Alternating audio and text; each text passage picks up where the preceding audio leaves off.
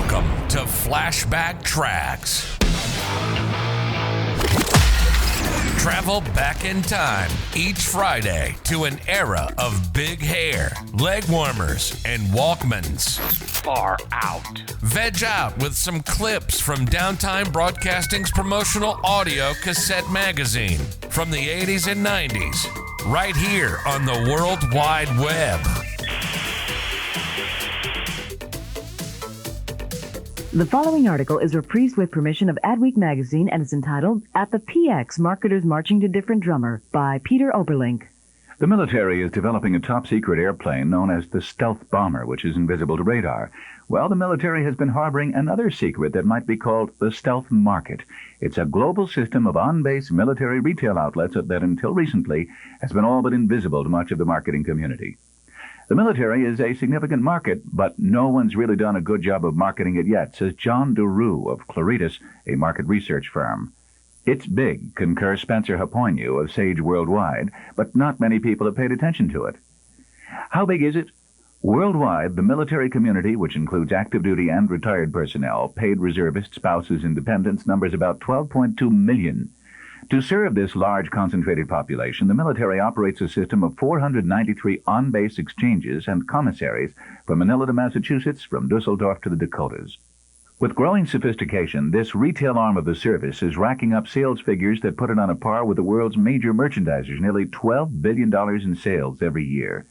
Ranked with their counterparts in the private sector, military outlets weigh in with the heavyweights. Exchanges ranked 7th worldwide and 11th domestically when compared with sales of department variety store chains. Commissaries ranked 9th worldwide and 10th domestically compared with civilian supermarket chains. Some marketers are starting to see the size of this market, says Robin Sanderson, Vice President of Military Marketing at Market Source, a consulting firm which specializes in reaching target markets. But many more could certainly take advantage of it or be more aggressive in developing it. Sanderson points out that military bases bear a resemblance to another elusive target market, college campuses. Both are somewhat insulated, and both are characterized by high concentrations of 18 to 24-year-olds.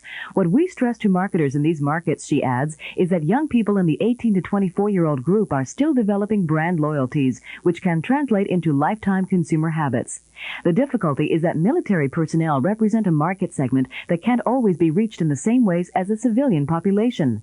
Market Source facilitates several programs used successfully on college campuses. The Military Source, a network of backlit displays and exchanges and commissaries, carries calendars of base activities and electronic announcements, as well as advertisements for products such as Schick razors, Hawaiian Punch, Canon cameras, Adidas cologne, and Apple computers.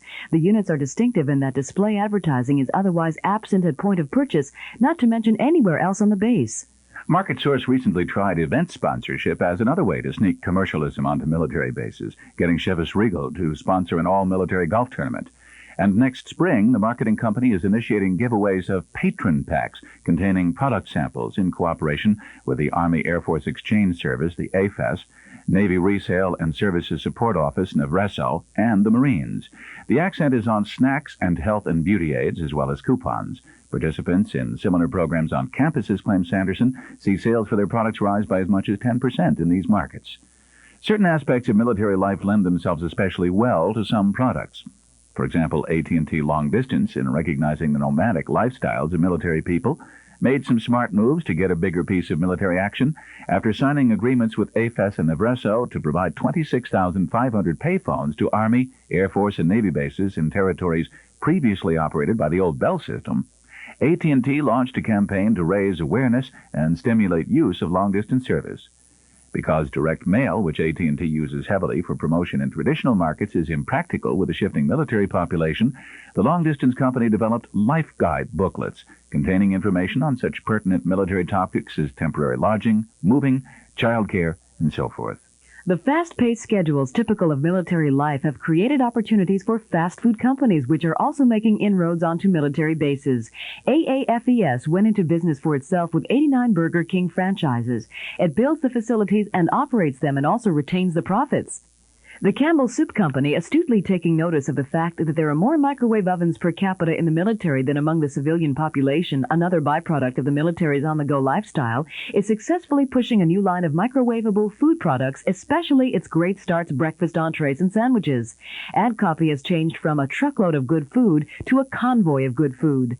The rewards of getting on those shelves can be substantial because the volumes are so great. We're a leading retailer in many categories, says Major Jim Heberg from AAFES headquarters in Dallas.